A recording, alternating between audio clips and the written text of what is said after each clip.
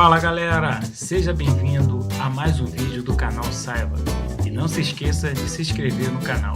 Valeu!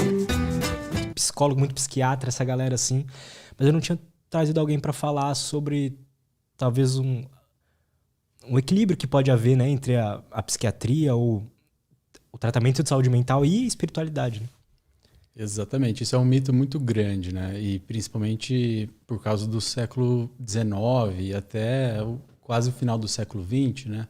A espiritualidade, a religiosidade era tratada como uma histeria infantil, né? O Freud chegava a comparar a religiosidade como uma neurose infantil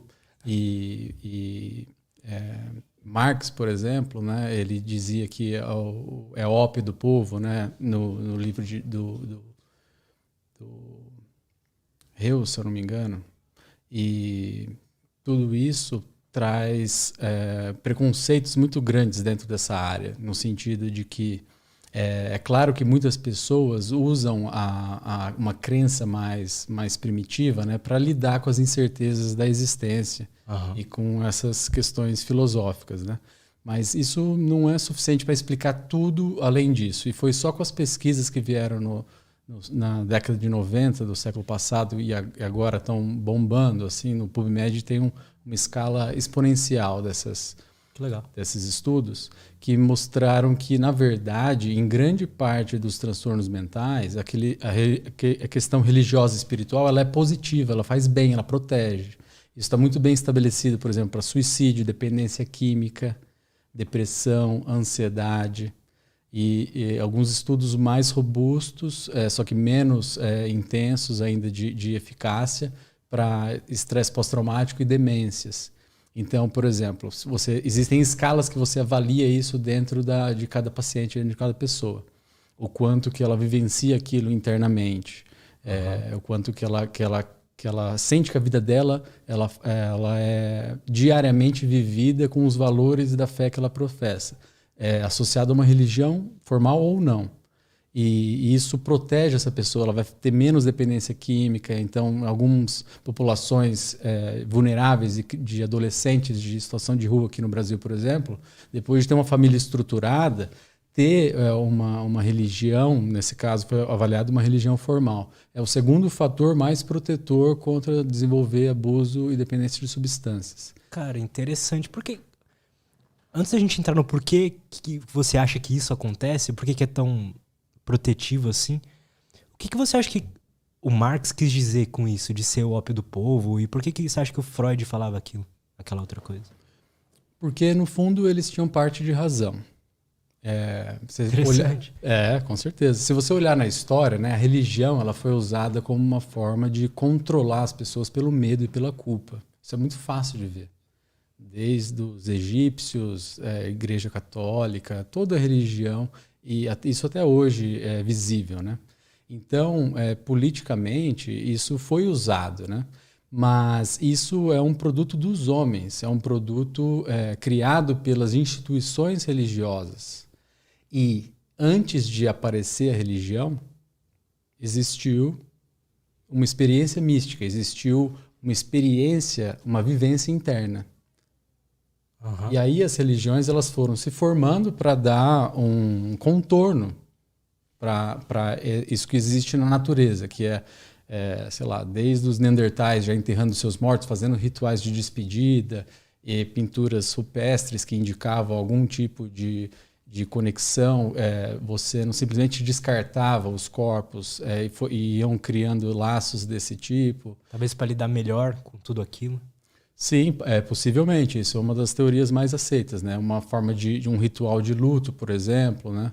Mas em todas as civilizações que se tem notícia, sempre há alguma coisa que conecta com o sagrado, alguma coisa que conecta com o transcendente. E isso em diferentes populações, sem conexão com a internet, né? Em cada continente do globo. Então, eles postulavam, isso não é uma certeza a priori, né? Mas que a necessidade de lidar com a falta, com a perda, com a existência, fez criar isso como uma ferramenta para ocupar o buraco, né? Porém, embora isso sirva como uma ferramenta, que a gente até vai falar, né? Que é a religiosidade extrínseca, é uma coisa que você faz mais para os outros verem, que você usa a religião para ter um ganho secundário. Você vai com a melhor roupa lá no templo no domingo para todo mundo ver o quanto que você se veste bem e fazer o seu networking e tudo mais, né? Não se baseia só nisso. Então, tem como você cientificamente, por exemplo, avaliar nessas escalas se aquela pessoa ela tem uma importância maior da espiritualidade ou religiosidade intrínseca, que são as crenças, os valores, o quanto que ela vivencia aquilo que ela acredita. Então, se eu acredito que eu não posso fazer para o outro o que eu não quero que o outro me faça, eu vivencio isso no dia a dia. Ao invés de eu ficar simplesmente apontando dedos e julgando quem está com a saia mais curta, entendeu? Então, é isso que tem proteção para a saúde mental. A espiritualidade intrínseca. Eu tenho um grande amigo meu, que ele é um grande pesquisador da área, o Rodolfo Furlan, e ele fez uma pergunta direto para o Koenig, como é o maior pesquisador do mundo que publica em religiosidade e espiritualidade, né? E aí a gente estava conversando e surgiu a ideia de que a espiritualidade seria sinônimo de religiosidade intrínseca. E aí ele respondeu o e-mail falando que, nossa, que bom que vocês entenderam, porque é isso mesmo que eu queria dizer. Que foda. Porque você separa em religiosidade extrínseca, aquilo que você faz, basicamente, que os outros veem, e religiosidade intrínseca, aquilo que você faz, que os outros não veem, por exemplo, meditação, preces, leituras, o quanto que você ora sozinho, ninguém está vendo isso, né? E a espiritualidade, que é um termo mais subjetivo e está atrelado às religiões formais, mas não se limita a elas são essa religiosidade intrínseca, aquilo que eu faço dentro de mim mesmo. E é isso que é protetor. É claro que tem algumas pesquisas que você vai, sei lá, você vai gastar um dinheiro para acompanhar milhares de pessoas ao longo dos anos, né? Se você tem uma única pergunta, quantas vezes você vai no templo religioso por semana? É muito fácil e rápido você marcar isso e é uma avaliação muito grosseira, porque você avalia tudo. A pessoa que está indo porque não quer que ninguém fale mal dela, mas você está avaliando também uma pessoa que se tem uma experiência muito profunda indo até a igreja, tomando um passe, indo no terreiro de Umbanda, sei lá onde que ela se sente bem, né? Mas o importante para o paciente é que ele tenha um local, que pode ser físico ou um ritual dentro da própria casa, em que ele se conecte com esse Deus dentro dele, que tenha uma experiência de intimidade, de sentir vivo, como a gente estava falando, né? De sentir aquilo real, que não está fazendo só a proforma, né? Fazendo só porque mandaram eu fazer, porque disseram que é assim, e senão eu vou para o inferno, né? É uma questão interna. Você diria que é necessário as pessoas terem isso hoje em dia? Olha, quem sou eu para falar o que é necessário ou não, né? Os psiquiatras no século XX faziam muito isso, né? Chamavam de higiene mental, né? Não dá uma coisa muito certa. Eu digo assim que as pesquisas indicam que quem desenvolve isso vive muito melhor. Isso é um fato já.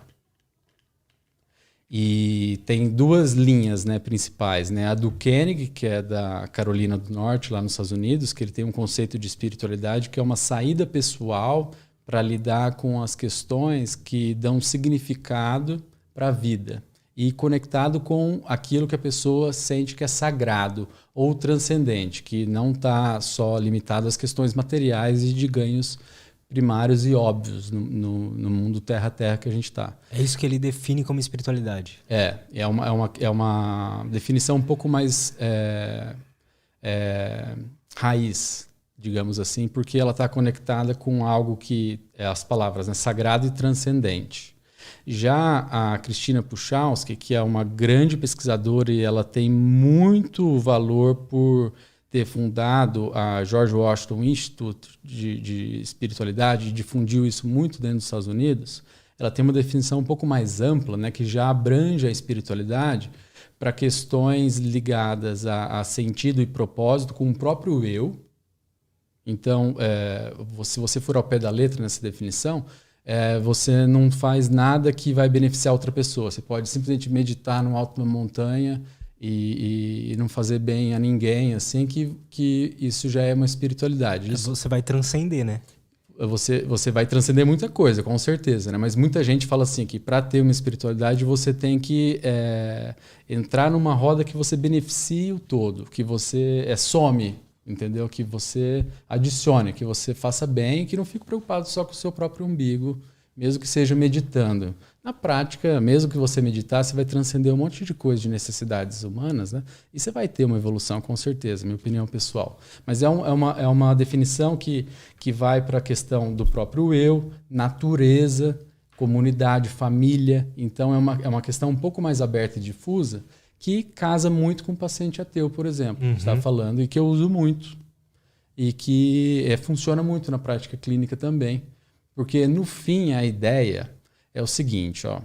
A espiritualidade é uma mina de ouro que existe dentro das pessoas e que o bom profissional, que pelo menos quer ajudar o paciente a ele ser mais saudável, ele vai pesquisar essa mina de ouro e vai ajudar a pessoa a enxergar o valor nela e extrair dividendos disso, digamos assim, né? Vida, né?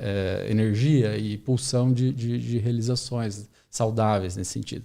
Então a ideia é essa. Então não importa muito, mas formalmente tem essas duas definições aí na academia, né? Eu imagino que, me corrija se eu estiver errado, mas pela variedade de pessoas que você deve atender, assim, às vezes chega um cara ateu, uma pessoa que é mais voltada para o cristianismo, uma pessoa de umbanda, um espírita, você vai apresentar isso de diferentes formas, né? Para essas pessoas, porque para elas aceitarem melhor. É isso? Exatamente. Agora, um parâmetro muito didático para entender como é que funciona isso na prática clínica. Você nunca, em hipótese alguma, vai impor, de uma maneira direta ou indireta, alguma coisa que você acredita ao seu paciente. Esse é o primeiro mandamento, digamos assim. Então, isso já tira muito receio de muita gente, né? A segunda coisa é que você vai, com perguntas abertas, extrair essa mina de ouro do paciente. Então, tem um questionário que é o mais didático que eu acho, que chama FICA, né? Ele é do inglês, o primeiro é faith. Então, você tem alguma fé, alguma coisa que você acredita que norteia a sua vida, que é importante para você? E a pessoa fala abertamente. Uhum. E aí você pode, o formal, né? Eu já engato isso já foi importante alguma vez, está sendo importante agora no problema que você está vivenciando. Você acha que seria bacana se você compartilhar isso comigo, porque eu gostaria muito que a gente poderia usar junto no seu tratamento. Que demais isso. Mas é o faith, aí o I é de importance, que você pode fazer uma pergunta fechada para valer a importância. O A de addressing care, que é de você ver se essa fé está utilizada para gerar vida e valor para o paciente no tratamento, no problema que ele está vivenciando. Mas a ideia é mais ou menos essa. Entendi, perfeito.